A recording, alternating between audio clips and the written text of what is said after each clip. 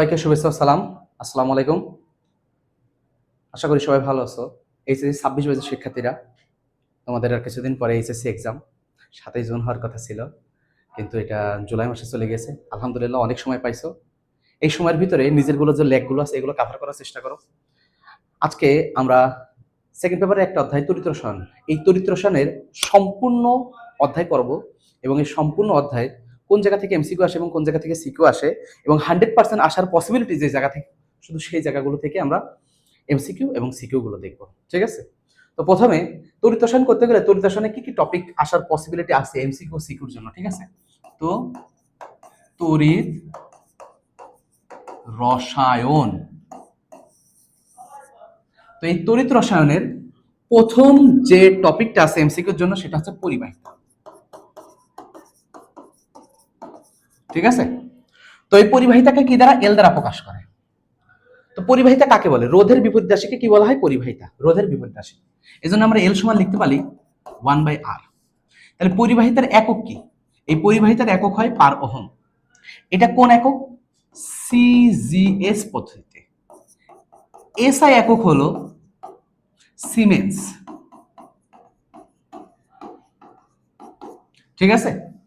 তাহলে প্রথম আছে পরিবাহিতা। পরিবাহিতাকে এল দ্বারা প্রকাশ করা হয়। পরিবাহিতা কি? রোধের বিপরীত রাশিকে পরিবাহিতা বলে। পরিবাহিতার একক পার ওহম, সিজিএস একক, এসআই এককে বলা হয় সিমেন্স।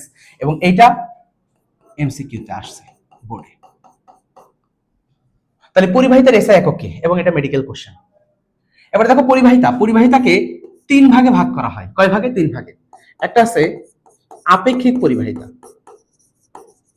একটা তুল্য পরিবাহিতা, আর একটাকে কি? মোলার পরিবাহিতা।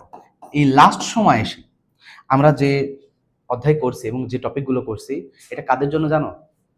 যাদের দেখা যাচ্ছে এই অধ্যায়টা সম্পূর্ণভাবে কাভার নেই, কিন্তু এই অধ্যায় থেকে এতটুকু জ্ঞান নেই যে এমসিকিউ এবং সিকিউ আসবে কি, আমি পড়বো কি, যদি আমি রিভিশন দিতে যাই কোন টপিকটা ভালোভাবে রিভিশন দেবো, যাদের সিকিউতে এখান থেকে আমার একটা কোশ্চেন পড়ে তাদের জন্য। যাদের ফুলফিলভাবে কাভার হয়ে গেছে একদম সম্পূর্ণ ডিটেলস বিস্তারিত, তাদের জন্য না। ঠিক আছে? যতটুকু দরকার ততটুকু। তো পরিবাহিতাকে 3 ভাগে ভাগ করা হয়। তাহলে প্রথম হচ্ছে আপেক্ষিক পরিবাহিতা। আপেক্ষিক পরিবাহিতাকে কাপ্পা দ্বারা প্রকাশ করা হয়। কি দ্বারা? কাপ্পা দ্বারা। কাপ্পা সমান কি লেখা যায়? কাপ্পা সমান লেখা যায় 1/r ইন্টু L/E। তাহলে এখান থেকে আপেক্ষিক পরিবাহিতার একক কি আসে? দেখো আরটা নিচে আছে, তাহলে পার ওহম। ওপরে রয়েছে কি? দৈর্ঘ্য। এল দ্বারা বোঝায় দৈর্ঘ্য বা দূরত্ব, এবং এ মানে হচ্ছে প্রস্থচ্ছেদের ক্ষেত্রফল। প্রস্থচ্ছেদের ক্ষেত্রফল। তাহলে এই জায়গা উপরে যদি সেন্টিমিটার, নিচে যদি সেন্টিমিটার স্কয়ার হয়, কাটাকাটি হয়ে আসে পার সেন্টিমিটার। এটা কি? সিজিএস পদ্ধতিতে। আমরা যদি এসআই পদ্ধতিতে লিখি তাহলে পার ওহমের এসআই পদ্ধতিতে লেখা যায় সিমেন্স, আর মিটারের সেন্টিমিটারকে লেখা যায় কি? মিটার। তাহলে সিমেন্স পার মিটার এটা। এরপরে তুল্য পরিবাহিতা। তুল্য পরিবাহিতাকে প্রকাশ করা হয় ল্যামডা দ্বারা। এই ল্যামডা সমান কি লেখা যায়? ল্যামডা সমান লেখা যায় কাপ্পা আপেক্ষিক পরিবাহিতা ইন্টু 1000 ভাগ সি। এই সিটাকে অনেক সময় W/M দ্বারা প্রকাশ করা হয়, এবং এর একক কি? এর একক হবে per ohm, centimetre square, gram into equivalent. এটা সিজিএস পদ্ধতিতে। তুমি যদি এটা এসআই একক পদ্ধতিতে নিতে চাও তাহলে এটা সিমেন্স মিটার স্কয়ার গ্রাম পার বা পার গ্রাম ইকুইভ্যালেন্ট। ঠিক আছে? এটা তাহলে এটা হচ্ছে তুল্য পরিবাহিতা, তুল্য পরিবাহিতার সূত্র। আর মোলার পরিবাহিতা সমান কি লেখা যায়? মোলার পরিবাহিতা সমান লেখা যায় ল্যামডা এম। তো এই ল্যামডা এম এর মান নির্ণয় করার জন্য আমাদের আপেক্ষিক পরিবাহিতা লাগবে। ল্যামডা এম সমান লেখা যায় কাপ্পা ইন্টু 1000 ভাগ এম। ঠিক আছে? এটা কি? এটা হচ্ছে মোলার ঘনমাত্রা। মোলার ঘনমাত্রা। এর একক কি? এর একক হচ্ছে পার ওহম, সেন্টিমিটার স্কয়ার পার মোল সিজিএস পদ্ধতিতে। এসআই পদ্ধতিতে হবে সিমেন্স মিটার স্কয়ার পার মোল। তাহলে এই যে টপিকটুকু করালাম এটা কিসের জন্য? এমসিকিউর জন্য। আমরা এমসিকিউ আর গ নম্বর কোশ্চেনে যদি আসে আলহামদুলিল্লাহ, গ নম্বর কোশ্চেন আসবে না। এমসিকিউর জন্য এই তড়িৎ রসায়নের পরিবাহিতার টপিক, ঠিক আছে? তাহলে এটা হচ্ছে পরিবাহিতার টপিক। পরিবাহিতার পরে যে টপিকটা আসে সেটা হচ্ছে ফ্যারাডের সূত্র বা ফ্যারাডের প্রথম সূত্র। ফ্যারাডের প্রথম সূত্র। তো ফ্যারাডের প্রথম সূত্র, আমরা একটু সূত্রটা দেখি। সূত্র বলেছে তড়িৎ বিশ্লেষণের সময়, তড়িৎ বিশ্লেষণের সময় তড়িৎ দ্বারে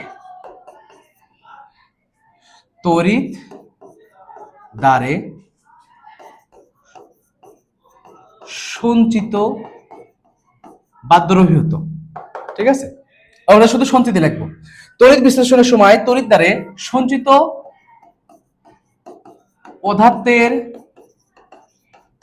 পরিমাণ, তড়িৎ বিশ্লেষণের সময় তড়িৎ দ্বারা সঞ্চিত পদার্থের পরিমাণ ওই তড়িৎ বিশ্লেষণ প্রবাহিত তড়িতের পরিমাণের সমানুপাতিক। তো মনে করো এই হচ্ছে একটা তড়িৎ বিশ্লেষক কোষ, এখানে দুইটা তড়িৎদ্বার ব্যাটারি সংযোগে। তো এখানে সাপোজ কপার সালফেটের একটা দ্রবণ, এই দ্রবণে তুমি কিছু পরিমাণে তড়িৎ চালনা করলে কি হবে, এখানে যে ধাতুটা থাকবে এটা কোথায় যে তড়িৎ দ্বারে যে সঞ্চিত হবে। তো তড়িৎ দ্বারে সঞ্চিত পদার্থের পরিমাণকে আমরা ডাব্লু দ্বারা চিহ্নিত করব। এটা প্রবাহিত তড়িতের পরিমাণের সমানুপাতিক। তাহলে যে তড়িৎটা প্রবাহিত করবা তার পরিমাণ, এই পরিমাণকে কিউ দ্বারা প্রকাশ করা হয়। তাহলে এটা হচ্ছে ফ্যারাডের সূত্র, ডাব্লু সমানুপাতিক কিউ। এখন এই জায়গা থেকে কয়টা টার্মে সূত্রটাকে ভাগ করা যায় এবং এমসিকিউ এবং সিকিউ আসলে শর্টে কিভাবে লেখা যায় সেগুলো দেখো। কিউ হচ্ছে চার্জ, কিউ কি চার্জ, কিউ সমান কি লেখা যায় আইটি। তো এই জায়গা ডাব্লু সমান, এই সমানুপাতিক চিহ্নটিতে সমানুপাতিক ধ্রুবক আসে যেটা হচ্ছে জেড। এই জেডটাকে বলা হয় তড়িৎ রাসায়নিক তুল্যাঙ্ক। এই তড়িৎ রাসায়নিক তুল্যাঙ্ক জেড সমান কি লেখা যায় M by E into F. এই এম কি আণবিক ভর, এটা হচ্ছে ক্যাথোডের চার্জ,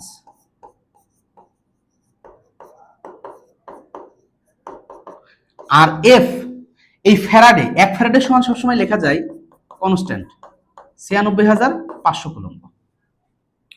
তো এখান থেকে আমি লিখতে পারি জেড এর মান যদি বসাই দিই, জেড এর মান বসালে হবে এম বাই এফ আর কিউর মান বসালে হবে আইটি। তাহলে ডাব্লু সমান M I T by E into F. তাহলে এটা হচ্ছে একটা পরিপূর্ণ সূত্র। শুধু এখানে শেষ হয়নি, এরপরে এখান থেকে দেখো আমরা জানি মোল সংখ্যা সমান কি লেখা যায় ডাব্লু বাই এম। তো এই এমটাকে যদি ডাব্লুর নিচে নিয়ে আসি, ডাব্লু ভাগ এম সমান কি লেখা যায় এন, এন সমান লেখা যায় I T by E F. I হচ্ছে এখানে কি তড়িৎ পরিবাহ, ঠিক আছে, আর টি হচ্ছে সময়, তড়িৎ প্রবাহ আর সময়। তাহলে যদি মোল সংখ্যা নির্ণয় করতে বলে তাহলে তড়িৎ প্রবাহ সময় দেওয়া থাকলে চার্জ এবং ফ্যারাডের সূত্র দিয়ে আমি মান বসিয়ে এখান থেকে সরাসরি মোল সংখ্যা নির্ণয় করতে পারি। আবার এখানে শেষ হয়নি, দেখো আইটি সমান আমরা কি লিখছিলাম, এই যে আইটি সমান কিউ চার্জ। তাহলে কিউ চার্জ যদি লেখা যায়, আইটি সমান যদি আমি কিউ লিখি, এই ইএফ কে এন এর কাছে নিয়ে গেলাম, তাহলে কি লেখা যায় কিউ সমান এন ই এফ। কিউ সমান কি লেখা যায় এন ই এফ চার্জ। তো আমরা দেখলাম তড়িৎ রাসায়নিক তুল্যাঙ্ক, আর একটা আছে গ্রাম রাসায়নিক তুল্যভর। গ্রাম রাসায়নিক কি তুল্যভর, তাহলে এটা একটু লক্ষ্য করো, গ্রাম রাসায়নিক তুল্য ভর বা রাসায়নিক তুল্য ভর বলতে পারে। এটাকে প্রকাশ করা হয় ই দ্বারা। ই সমান লেখা যায় কি, তড়িৎ রাসায়নিক তুল্যাঙ্ক ইনটু ফ্যারাডে। তাহলে যদি আসে যে গ্রাম রাসায়নিক তুল্য ভর বা তুল্যাঙ্ক নির্ণয় করো, তাহলে কোন সূত্র দিয়ে করবো আমরা? ই সমান জেড ইনটু এফ।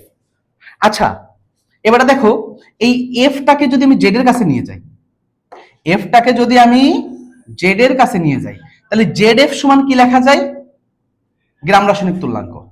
অতএব গ্রাম রাসায়নিক তুল্যাঙ্ক ই সমান তখন লিখতে পারি আমি আবার ডাব্লিউ বাই, কারণ ই সমান কি লেখা যায়? Z into F. এই এফটাকে জেড এর কাছে নিয়ে আসলে লেখা যায় ই সমান এম বাই।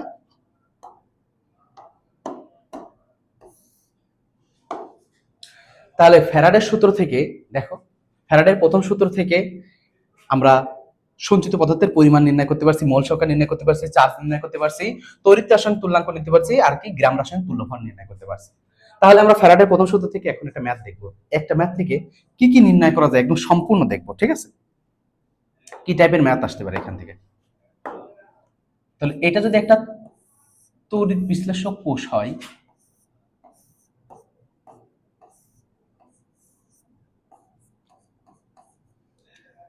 এখানে মনে করো যে সাপোজ জিঙ্ক সালফাইডের একটা দ্রবণ আছে, এই দ্রবণের পরিমাণ দেওয়া আছে 250 ml এবং 0.25 মোলার ঘনমাত্রা, এবং বলছে এখানে দেখো 10 অ্যাম্পিয়ার তড়িৎ প্রবাহ 15 মিনিট ধরে চালনা করলে বা চালনা করা হলো। তাহলে এবারে কোশ্চেন,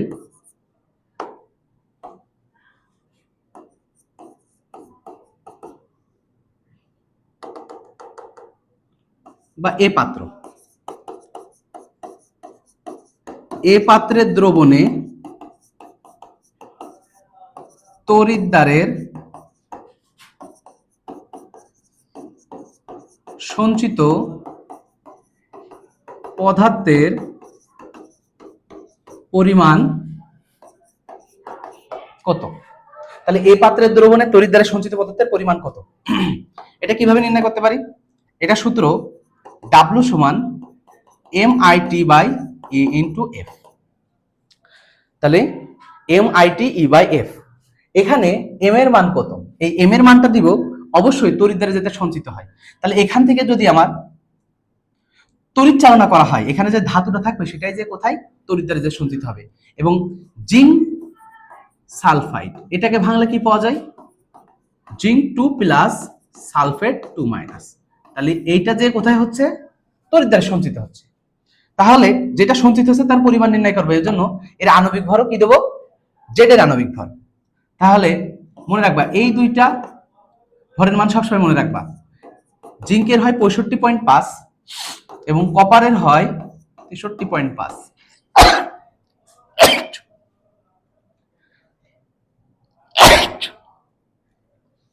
এই দুটো যদি দেওয়া থাকে আলহামদুলিল্লাহ, আর যদি না দেওয়া থাকে এই দুটার মান সবসময় মুখস্থ রাখবা। এই দুইটা সবচেয়ে বেশি হচ্ছে, নিকেল দেওয়া থাকলে, সিলভার দেওয়া থাকলে এদের অবশ্যই এম এর মান দেওয়া থাকবে। তাহলে এখান থেকে যদি আমি জিঙ্কের মান নির্ণয় করতে চাই, তাহলে জিঙ্কের এম এর মান দেবো কত? 65.5 গুণন তড়িৎ প্রবাহ কত? 10 অ্যাম্পিয়ার, তাপমাত্রা অবশ্যই অবশ্যই সেকেন্ডে নিব, ঠিক আছে? ভাগ, আচ্ছা যেটা দমা হচ্ছে তার চার্জ কত? 2, ক্যাথোডের চার্জ এসে জিঙ্ক 2 এবং 1 ফ্যারাডের সমান আমরা বলছিলাম কত? 96,500 কুলম্ব। 1 ফ্যারাডের সমান কত? 96,500 কুলম্ব, কনস্ট্যান্ট মান, ধ্রুবক মুখস্থ। তাহলে এটা হচ্ছে যে মানটা বেরোবে, এটা হচ্ছে তড়িৎদ্বারে সঞ্চিত পদার্থের পরিমাণ। এবার শুধু এখানে এইটা বলবে না, এবার এখানে আরেকটা করছেন দেখো, বলবে তড়িৎ চালনা করার পর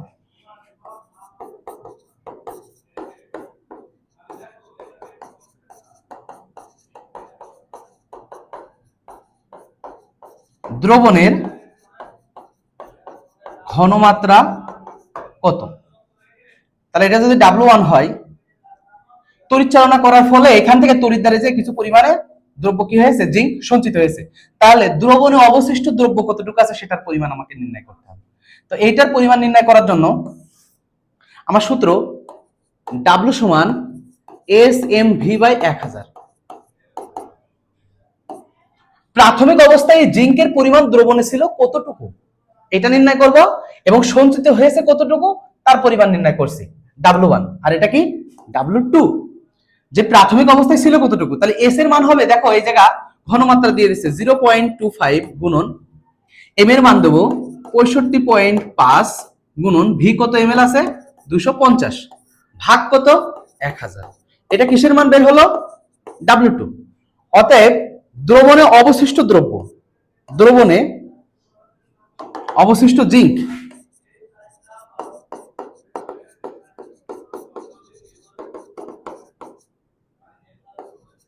W সমান W2 মাইনাস W1। তাহলে এখান থেকে যে মানটা বের হবে, এইবার আমি এই W এর মান নিয়ে কি করব, ঘনমাত্রা নির্ণয় করব, S গুণ V ভাগ 1000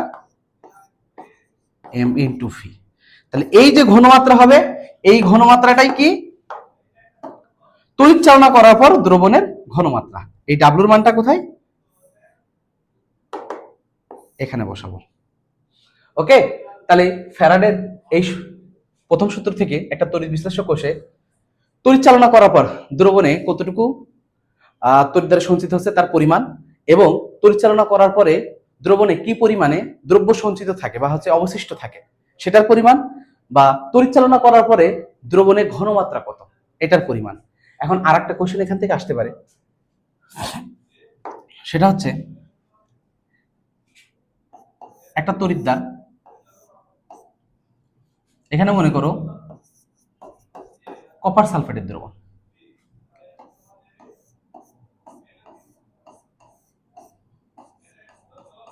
কপার সালফেটের দ্রবণ। এই কপার সালফেটের দ্রবণে বলছে তড়িৎদ্বারে যতটুকু কপার সঞ্চিত হবে তাতে কি পরিমাণে কপার পরমাণু আছে। তো এখানে এর পরিমাণ দিয়ে দিল, বলছে তড়িৎ চালনা করার উদ্দেশ্যে 10 মিনিট ধরে 15 অ্যাম্পিয়ার বিদ্যুৎ চালনা করা হয়েছে। তাহলে এখানে তড়িৎদ্বারে কি পরিমাণ কপার সঞ্চিত আছে এর পরিমাণ নির্ণয় করব, W সমান MIT/E ইনটু F। এম এর মান কত কপারে 63.5, আই কত 10 অ্যাম্পিয়ার সমান সময় কত 15 ইনটু 60 সেকেন্ডে নিব, এবং এর পরিমাণ দেখো এটাকে ভাঙলে কি পাওয়া যায়, copper 2 plus sulphate 2 minus.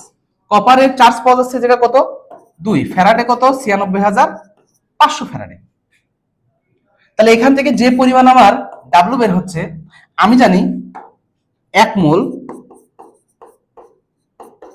Copper সমান 63.5 গ্রাম, এবং 63.5 গ্রাম থেকে 6.022 গুণ 10 টু দি পাওয়ার কতটি 23টি পরমাণু, বা অণুর ক্ষেত্রে অণু।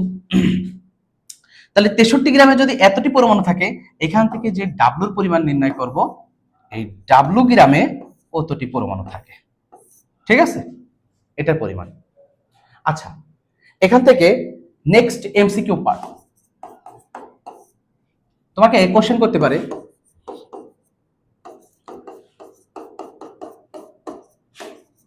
দ্রবণে অ্যালুমিনিয়ামকে ধাতুতে পরিণত করতে কত ফ্যারাডে বিদ্যুৎ প্রয়োজন। তো দেখো এই জায়গা অ্যালুমিনিয়াম ট্রাইহাইড্রোক্সাইডকে ভাঙলে পাওয়া যায় অ্যালুমিনিয়াম 3 প্লাস হাইড্রোক্সিল মাইনাস। তো এইটাকে আমি ধাতুতে পরিণত করব, অ্যালুমিনিয়াম 3 প্লাসকে আমি অ্যালুমিনিয়ামে পরিণত করব। তাহলে এই জায়গায় 3টা ইলেকট্রনের ঘাটতি রয়েছে, এই জন্য আমাকে 3টা ইলেকট্রন গ্রহণ করাতে হবে। এই ধাতুতে পরিণত করতে যে পরিমাণ ইলেকট্রন গ্রহণ বা ত্যাগ করাতে হয়, এইটাই হয় তার বিদ্যুতের পরিমাণ। 3টা ইলেকট্রন, এর জন্য কত ফ্যারাডে 3 ফ্যারাডে। তাহলে এর অ্যান্সার হবে কত ফ্যারাডে 3 ফ্যারাডে। এখন যদি বলতাম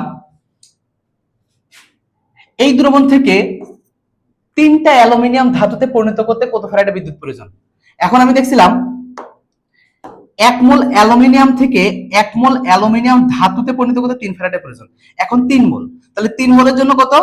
3 গুণ 3 9 ফ্যারাডে বিদ্যুতের প্রয়োজন।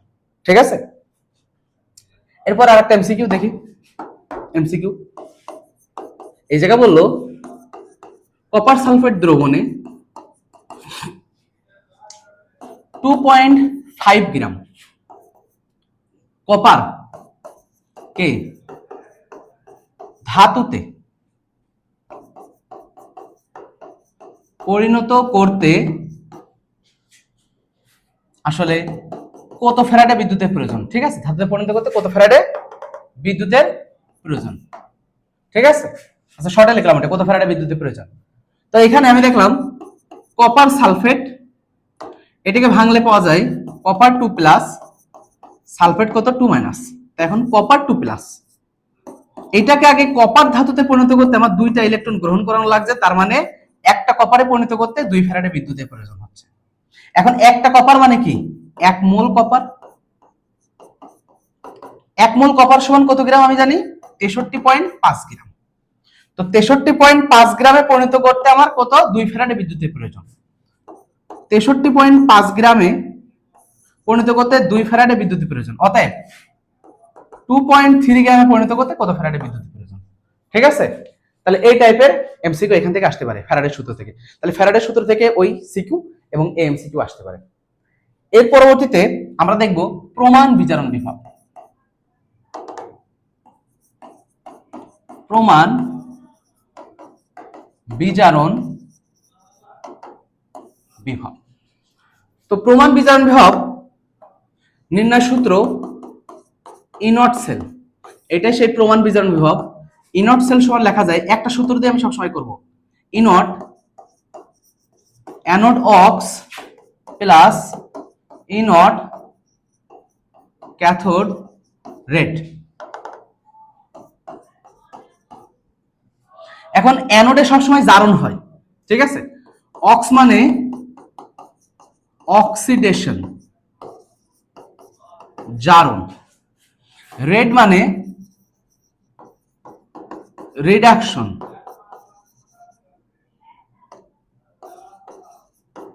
বিজারণ। মনে রাখবা আঁচ কবি দ্বারা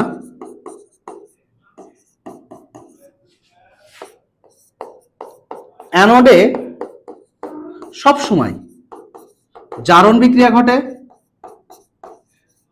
ক্যাথোডে সব সময় বিজারণ বিক্রিয়া ঘটে। অ্যানোডে ঘটে জারণ এবং ক্যাথোডে ঘটে কি? বিজারণ। এবার এখানে তোমার প্রয়োজন হবে ধাতুর সক্রিয়তা সিরিজ। ধাতুর সক্রিয়তা সিরিজ এটা তোমাকে পড়তে হবে এমসিকিউর জন্য। তো আমি ধাতুর সক্রিয়তা সিরিজ, ধাতুর সক্রিয়তা সিরিজ লিকে কানা ম্যাগাইভার এলো যেন কবে ফিরে সোনা পাবে হাই। তাহলে লিকেতে হয় lithium, potassium, calcium, sodium, magnesium, aluminium, zinc, chromium, iron, SN, tin, lead, হাইতে কি? হাইড্রোজেন। ধাতু সক্রিয়তা সিরিজ। এরপরে হাই আমরা প্রথম কুলাঙ্গার হাজি, কিন্তু কুলাঙ্গার হাজিটা কেমন হয়ে যায়? আমি লিখবো কুদ্দুস হাজি।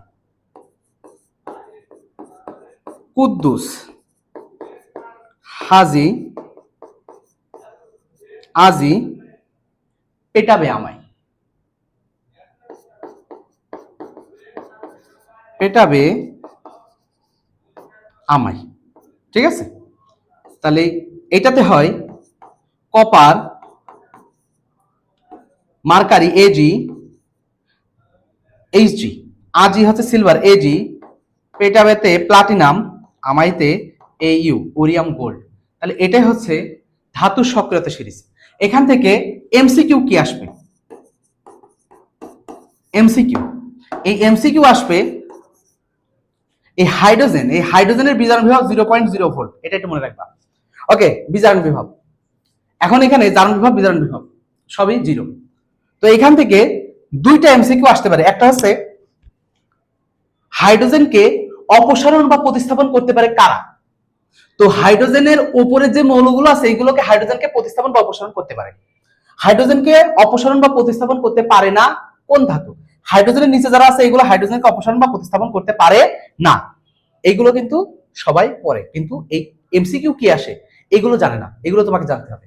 তাহলে হাইড্রোজেনের উপরে যারা আছে, এই যে হাইড্রোজেনের উপরে আছে কি লিথিয়াম থেকে শুরু করে লেড, এইগুলোকে হাইড্রোজেনের সাথে পানির সাথে বা বাষ্পের সাথে যদি বিক্রিয়া করা হয় বা অ্যাসিডের সাথে HCl অ্যাসিডের সাথে বিক্রিয়া করা হয় হাইড্রোজেনকে অপসারণ বা প্রতিস্থাপন করতে পারে। হাইড্রোজেন সেটা হচ্ছে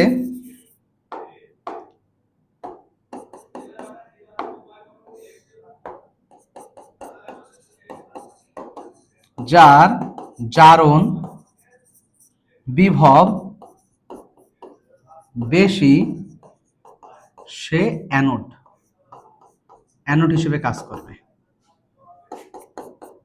যার বিজারণ বিভব বেশি সে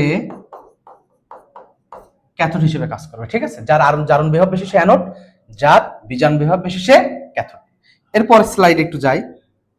এখন এখান থেকে তোমার কোশ্চেন আসে প্রমাণ বিজারণ বিভব নির্ণয় করতে বলে বা কোষ বিভব নির্ণয় করতে বলে, এবং বলে বিক্রিয়াটি স্বতঃস্ফূর্ত কিনা, বিক্রিয়াটি ঘটবে কিনা, বা জিঙ্কের পাত্রে কপার সালফেট আয়রন সালফেটের দ্রবণ রাখা যাবে কিনা, একটা পাত্রে আর একটা দ্রবণ রাখা যাবে কিনা। তো এখান থেকে আমাদের ইনার সেলের মান বের করতে হবে, এবং ইনার সেলের মান যদি পজিটিভ আসে, কি আসে? পজিটিভ, তাহলে 1 নম্বর বিক্রিয়াটি স্বতঃস্ফূর্ত। আচ্ছা, আমি একটু বলি, আমার বাংলা লেখা হয় না, বাংলা বানান খুবই উলটপালট হয়ে যায়, সরি, একটু বুঝে নিও। তাহলে ইনট সেল এর মান যদি পজিটিভ আসে তাহলে বিক্রিয়াটি স্বতঃস্ফূর্ত। 2, বিক্রিয়া ঘটবে। মানে বড় বড় বানানগুলো আর লেখা খুব কষ্ট হয়ে যায় আমার জন্য। তাহলে বিক্রিয়া ঘটবে 3 নম্বর, তাহলে স্বতঃস্ফূর্ত বিক্রিয়া ঘটবে 3 নম্বর, পাত্রে সংরক্ষণ করা যাবে না। কেন যাবে না? কারণ যদি স্বতঃস্ফূর্ত হয় এবং বিক্রিয়া ঘটে তাহলে পাত্রে দ্রবণটা রাখলে বিক্রিয়া করে জারণ বিক্রিয়া করে পাত্রটা ক্ষয় হয়ে যাবে। ঠিক আছে, তখন আর পাত্রে রাখা যাবে না। আচ্ছা, যদি এবারটা ইনট সেলের মান বা কোষ বিভাজনের মান নেগেটিভ আসে তাহলে কি হবে? 1, স্বতঃস্ফূর্ত নয়, 2, বিক্রিয়া ঘটবে না, 3, পাত্রে সংরক্ষণ করা যাবে। ঠিক আছে, তাহলে যদি ইনার সেলের মান পজিটিভ আসে তাহলে স্বতঃস্ফূর্ত বিক্রিয়া ঘটবে, পাত্রে সংরক্ষণ করা যাবে না। আর ইনার সেলের মান যদি নেগেটিভ আসে স্বতঃস্ফূর্ত না, বিক্রিয়া ঘটবে না। বিক্রিয়া যদি না ঘটে তাহলে পাত্র তো ক্ষয় হবে না দ্রবণ দ্বারা। ঠিক আছে, জারণ বিজারণ বিক্রিয়া ঘটবে না, তাহলে সংরক্ষণ করা যাবে। এবারে দেখো, আমি যদি তোমাকে একটা ডায়াগ্রাম দেওয়া আছে, কপার 2+, জিঙ্ক 2+, একটা বিক্রিয়া দেওয়া আছে। ঠিক আছে, এটা হচ্ছে নিচে দুইটারই বিভব দেওয়া আছে। ইনট জিঙ্ক 2+, জিঙ্ক দেওয়া আছে মান 1.5 ভোল্ট। আমি কিন্তু বিজারণ বিভবগুলো নিজের মতো বানিয়ে দিচ্ছি। ঠিক আছে, বিজারণ বিভবের মান কিন্তু একটা নির্দিষ্ট মান আছে। ওকে, এটা তোমার দেওয়া থাকবে কোশ্চেনে। আর E naught cell, E naught copper 2+, copper এটার মান আছে 0.5 ভোল্ট। সাপোজ আমি এবারে বললাম যে প্রমাণ কোষ বিভব নির্ণয় করো এবং দেখাও বিক্রিয়াটি স্বতঃস্ফূর্ত কিনা, বিক্রিয়া ঘটবে কিনা, বা জিঙ্কের পাত্রে কপারের দ্রবণ রাখা যাবে কিনা, সাপোজ এই টাইপের। তাহলে আমার সূত্রটা কি ছিল? E naught anode ox plus E naught cathode red, এটা ছিল। এখন তোমাকে এখান থেকে এই দুইটা ভিতরে অ্যানোড এবং ক্যাথোড এই দুইটা নির্বাচন করতে হবে, কোনটা অ্যানোড এবং কোনটা ক্যাথোড। তো আমি বলছিলাম ধাতু সক্রিয়তা সিরিজ যদি আমরা পড়ে থাকি, ধাতু সক্রিয়তা সিরিজের উপরে যেটা থাকে এই দুইটা মৌলের ভিতরে সেটা অ্যানোড, আর নিচে যেটা হবে সেটা ক্যাথোড। তো নিচে থাকে কপার এবং উপরে থাকে কি জিঙ্ক, তাহলে জিঙ্ক অ্যানোড এবং কপার কি ক্যাথোড। যদি এটা মনে না থাকে, আমি বলছিলাম যে দেখতে হবে দুইটাই বিজারণ বিভব আছে নাকি, দুইটাই বিজারণ বিভব দেওয়া আছে, কারণ কি ছিল এই জায়গা দুইটা ঘাটতে দুইটা ইলেকট্রন গ্রহণ করে জিঙ্ক ধাতুতে পরিণত হয়েছে, তাহলে দুইটা ইলেকট্রন গ্রহণ করেছে, যেহেতু গ্রহণ করেছে তাহলে কি বিক্রিয়া, বিজারণ বিক্রিয়া। তাহলে বিজারণ বিক্রিয়া যেহেতু ঘটেছে, এটা বিভব দেওয়া আছে বিজারণ বিভব, বিজারণ বিভব কার বেশি দেখো তো, বিজারণ বিভব এইটার বেশি, তাহলে এইটাই সেই বিজারণ বিভব যার বেশি সে কি ক্যাথোড, আর ওইটা তাহলে কি হবে অ্যানোড। এবারটা আমি সূত্রে লিখে দিয়েছিলাম যে সূত্রে অ্যানোডে সবসময় জারণ ঘটে, তাহলে আমার যে অ্যানোড তার জারণ বিভবটা লাগবে, তাহলে এই যে অ্যানোড এর জারণ বিভব লাগবে, কিন্তু দেওয়া আছে কি বিভবের, বিজারণ বিভব দেওয়া আছে, কি বিভব, বিজারণ বিভব, দুইটারই দেওয়া আছে কি বিজারণ বিভব। তো আমি বিজারণ বিভব যেহেতু দেওয়া আছে আমার লাগবে জারণ বিভব, কি করব, এই মানটাই থাকবে শুধু চিহ্ন উল্টাই যাবে 1.5।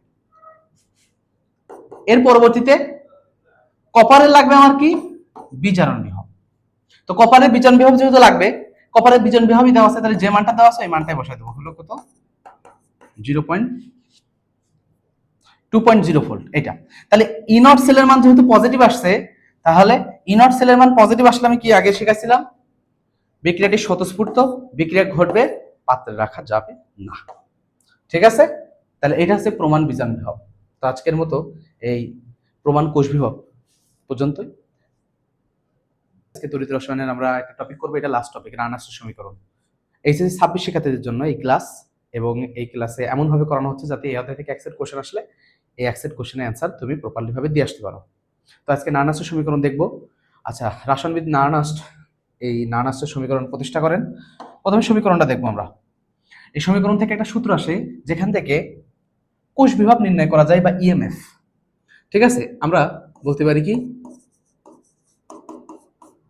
কোষ বিভব বা ইএমএফ, ইলেকট্রোম্যাগনেটিক ফোর্স, যেটার মান আমরা নির্ণয় করতে পারি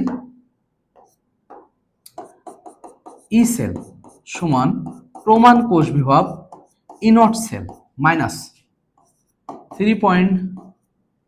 2.303 RT by NF into log অ্যানোডের ঘনমাত্রা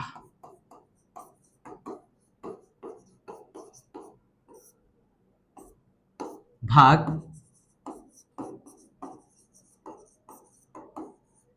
ক্যাথোডের ঘনমাত্রা, এটা এক্স ওয়াই পাওয়ার। তো এখানে আসো বিস্তারিত জানি। ইনট সেল, ইনট সেল মানে কি প্রমাণ কোষ বিভব। ইনট সেলের মান নির্ণয় করতে হয় E naught anode ox plus E naught cathode red.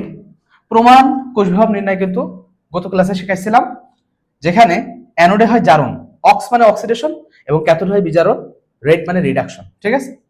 এখানে এন কি, এন হচ্ছে জারণ বিজারণ বিক্রিয়ায় আদান প্রদানকৃত ইলেকট্রন। পরবর্তীতে এফ কি, এফ সমান 96,500 কুলম্ব, এটা তো ধ্রুবক কনস্ট্যান্টের মান। আচ্ছা, এক্স কি, এক্স হচ্ছে অ্যানোডের মোল সংখ্যা, ওয়াই হচ্ছে ক্যাথোডের মোল সংখ্যা। তাহলে একটা হচ্ছে অ্যানোডের মোল সংখ্যা আর একটা কি ক্যাথোডের মোল সংখ্যা। তাহলে কোষ বিভব বা ইএমএফ এর মান আমরা নির্ণয় করবো ইসেল। এখন এটা কখন নির্ণয় করবো আমরা? নার্নাসের সমীকরণ কখন আমরা ইউজ করব? যখন দেখবো জারণ বিজারণ বিক্রিয়ায় ক্যাথোড এবং অ্যানোডের ঘনমাত্রা দেওয়া আছে। কি দেওয়া আছে? ঘনমাত্রা। তাহলে আমরা একটা ম্যাথ করব যেখানে দেওয়া আছে ক্রোমিয়াম 3+ ক্রোমিয়াম এবং এই জায়গায় ঘনমাত্রা দেওয়া আছে 0.15 মোলার। লবণ সেতু যেখানে পরবর্তীতে দেওয়া আছে কপার 2+ এবং এর ঘনমাত্রা দেওয়া আছে 0.125 মোলার। ঠিক আছে? আচ্ছা, তাহলে এই জায়গায় আমরা জানি অ্যানোড হিসেবে কাজ করবে কোনটা? ক্রোমিয়াম। আচ্ছা, এটা কিন্তু সাপোজ আমি আমার মতো করে দিচ্ছি, ক্রোমিয়ামে সবসময় জারণ ঘটে। হ্যাঁ, আমি কিন্তু প্লাস চার্জ এটা উল্টাই দিছি। ওকে, ডায়াগ্রাম তুমি এভাবে লিখতে পারো, আবার যদি সোজাভাবে লিখতে চাও ডায়াগ্রাম এভাবে দেওয়া থাকতে পারে। ঠিক আছে, কারণ ক্রোমিয়ামে সবসময় জারণ ঘটে, তো জারণ বিভব 0.15 মোলার। লবণ সেতু কপার 2+ কপারে কি ঘটে? বিজারণ 0.125 মোলার। হ্যাঁ, ম্যাক্সিমাম টাইমে তোমরা এটা দিয়ে দেবে প্রশ্নে। এবং নিচে এই দুইটা তড়িৎদ্বারের বিজারণ বা জারণ বিভব দেওয়া থাকবে। কিভাবে দেওয়া থাকবে? E0 ক্রোমিয়াম 3+ ক্রোমিয়াম সমান দেওয়া থাকবে 0.15 ভোল্ট। আবার E0 কপার 2+ সমান দেওয়া থাকতে পারে 0.5 ভোল্ট। ঠিক আছে, এইভাবে বা 25 ভোল্ট। ওকে, তো এইখান থেকে আমার প্রথমে যদি দেখো, যদি বলে কোষ বিভবের মান নির্ণয় করো, তাহলে কি দেওয়া আছে? ঘনমাত্রা দেওয়া আছে। তখন আমি নার্নাস্টের সমীকরণ দিয়ে নির্ণয় করব। কি সমীকরণ? নার্নাস্টের সমীকরণ। তা নার্নাস্টের সমীকরণটা নির্ণয়ের আগে আমার ইনট সেলের মান নির্ণয় করতে হবে। ইনট সেল সমান E naught anode ox plus E naught cathode red. তাহলে প্রথমে এই দুইটা তড়িৎদ্বারের ভিতর কোনটা অ্যানোড কোনটা ক্যাথোড এটা আমার নির্বাচন করতে হবে। এবং আমি বলছিলাম যার জারণ বিভব বেশি সে অ্যানোড হিসেবে কাজ করে, যার বিজারণ বিভব বেশি সে কি? ক্যাথোড হিসেবে কাজ করে। তো দেখো এই জায়গায় কি বিভব দেওয়া আছে? তিনটা ঘাটতি ছিল। গ্রহণ করে কপার ধাতুতে পরিণত, ক্রোমিয়াম ধাতুতে পরিণত হয়েছে। তাহলে গ্রহণ করেছে, এটা বিজারণ বিভব দেওয়া আছে। বিজারণ যেহেতু ঘটেছে, কি বিভব? বিজারণ বিভব। তোমরা কি করো? এখানে মাইনাস এবং প্লাস চার্জ দিয়ে জারণ বিজারণ নির্ধারণ করো, এটা কখনোই করবে না। তাহলে এখানে কি ঘটেছে? বিজারণ, তার মানে এটা কি? বিজারণ বিভব। এই জায়গা ঘটেছে জারণ, তার মানে এটা কি? জারণ বিভব। হয় দুইটাকেই জারণে নাও, না হলে দুইটাকেই কিসে নাও? বিজারণে নাও। তার যেহেতু উপরেরটা বিজারণ রয়েছে, আমি নিচেরটা বিজারণ বিভব করে নেব। তাহলে বিজারণ বিভব যদি হয়, তাহলে এই যে উল্টাই দিলে এটা কি বিভব? বিজারণ বিভব। এখন বিজারণ বিভব যার বেশি সে কি হিসেবে কাজ করে? ক্যাথোড হিসেবে কাজ করে। তাহলে ক্যাথোড হিসেবে কাজ করবে কোনটা? আমি বলছি বিজারণ বিভব যার বেশি সে কি হিসেবে কাজ করবে? ক্যাথোড হিসেবে। ও সরি, এটা তো উল্টে যাবে, এটা উল্টোই দিলে এমন হয়। ঠিক আছে, -1। এখন দুইটারই কি বিভব? বিজারণ বিভব ধরেছে। এখন বিজারণ বিভব কার বেশি? ক্রোমিয়ামের বেশি। কিন্তু ধাতু সক্রিয়ত সিরিজে কিন্তু ক্রোমিয়াম উপরে থাকে। ঠিক আছে, আমি এটা মান আমার নিজের মতো করে ধরে নিয়েছি বলে এটা উল্টাই গেছে। ঠিক আছে, তাহলে মান আমি নিজের মতো করে ধরে নিছি, সাপোজ এক্সাম্পল দেওয়ার জন্য, এর জন্য। কিন্তু সবসময় এটা মনে রাখবা যে ক্রোমিয়াম ধাতু সক্রিয়ত সিরিজের উপরের দিক থেকে এটা অ্যানোড হিসেবে কাজ করে, এটা ক্যাথোড হিসেবে কাজ করে। আচ্ছা, যেহেতু মান দিয়ে দিছি, আমি বলছি যে যার বিজারণ বিভব বেশি সে কি হিসেবে কাজ করবে? ক্যাথোড হিসেবে কাজ করবে। এখন এই জায়গা বিজারণ বিভবের মান কার বেশি দিয়ে দিছি আমি এখানে? ক্রোমিয়ামের। এই জন্য ক্রোমিয়াম কি? অ্যানোড। এখন অ্যানোডে কি ঘটে? জারণ ঘটে। তাহলে অ্যানোড যে, তাহলে এটা কি? অ্যানোড। এবং নিচেরটা কি? ক্যাথোড। তাহলে অ্যানোড হিসেবে যেহেতু ক্রোমিয়াম কাজ করছে, অ্যানোডের কি বিভব দেবো আমি এখানে? জারণ বিভব দেবো। তাহলে এটাকে কি করব? জারণ বিভব দেওয়ার জন্য উল্টাই দিব। তাহলে -0.15 ভোল্ট প্লাস ক্যাথোড হিসেবে কাজ করছে কোনটা? ক্রোমিয়াম। ক্রোমিয়ামের কি বিভব লাগবে? বিজারণ বিভব লাগবে। তাহলে বিজারণ বিভব এই জায়গা দেওয়া আছে -0.25 ভোল্ট। তো এখানে হয় কত? 0.4 ভোল্ট। ঠিক আছে, তাহলে এই দুটো যোগ করলে কত হয়? 0.4। এবারে এখান থেকে আমার এন এর মান নির্ণয় করা লাগবে। কেন? কারণ ই সেলের মান কি ছিল? ই সেল সমান ছিল E naught cell -2.303 RT/NF into log anode এ দ্বারা চিহ্নিত করলাম, ক্যাথোড সি দ্বারা। ঠিক আছে, তাহলে এন এর মান নির্ণয় করার জন্য আমার এখানে দেখতে হবে, দেখো শর্টকাট, একটা শর্টকাট শিখিয়ে দিচ্ছি। সেটা হচ্ছে যদি অ্যানোড এবং ক্যাথোডের চার্জ একই হয়, এইটারও 2, এইটারও 2, এইটারও 1, এইটারও 1, এইটারও 3, এইটারও 3, তখন এন এর মান হবে এদের চার্জ সংখ্যা যেটা সেটাই। কিন্তু অ্যানোড এবং ক্যাথোডের চার্জ সংখ্যা যদি ভিন্ন হয়, এটা 2 এবং এটা 3, এরকম যদি ভিন্ন হয় তাহলে ওই দুইটা গুণ করে দেবা, 2 গুণ 3, তাহলে 6। এটাই হচ্ছে কিসের মান? এন এর মান। এবং এক্স এর মান হবে, এক্স এর মান হবে, ঠিক আছে। তাহলে অ্যানোড যদি ক্রোমিয়াম হয় এবং কপার যদি কি হয়? ক্যাথোড হয়, তাহলে এখানে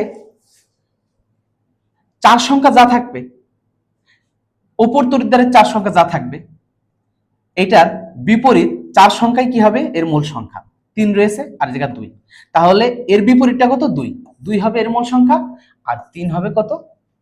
কপারের মোল সংখ্যা। তাহলে অ্যানোডের মোল সংখ্যা, অ্যানোড যদি ক্রোমিয়াম ধরেছি, অ্যানোডের মোল সংখ্যা কত? x2 এবং y কত? 3। তো সবগুলোর মান নির্ণয় হয়ে গেল। এবার এখানে মানগুলো বসাই দাও। তাহলে ই সেল সমান ইনট সেলের মান কত? 0.44 মাইনাস 2.303 গুণ আর এর মান কত? 8.314। টির মান, এই জায়গায় টির মান তোমাকে বলে দেবে 25 ডিগ্রি সেলসিয়াস তাপমাত্রা। যদি নাও দেওয়া থাকে তারপরেও 25 ডিগ্রি সেলসিয়াস তাপমাত্রাই তুমি করবা। তাহলে 25 ডিগ্রি সেলসিয়াস তাপমাত্রা যদি নাও বলে দেয়, 25 ডিগ্রি সেলসিয়াস তাপমাত্রা, আর যদি দিয়ে দেয়, যেটা দিয়ে দেয় সেটা নিবা, কেলভিনে নিবা। কত? 298 কেলভিন। এন এর মান কত? 6, 96,000 কত? 500 লগ অ্যানোডের ঘনমাত্রা, দেখো অ্যানোডের ঘনমাত্রা কত? 0.15 এবং ক্যাথোডের ঘনমাত্রা কত? 0.125। এক্স এর মান কত নির্ণয় করেছি? 2, ওয়াই এর মান কত? 3। এখান থেকে ইনট সেলের মান যেটা বেরোবে সেটাই হচ্ছে কোষ বিভব, ইএমএফ বা তড়িৎচালক বল। ঠিক আছে, তাহলে নার্নাসের সমীকরণ এইটা। এখান থেকে এক সেট কোশ্চেন আসবে এবং ঘ নম্বর কোশ্চেনে সবসময় নার্নাস থেকে এক সেট কোশ্চেন আসে। ঠিক আছে, তো নেক্সট পার্টে আমরা পরিমাণগত রসায়নের ফার্স্ট হাফ করব, তারপরে পরিমাণগত রসায়নের second half. Okay, thank you.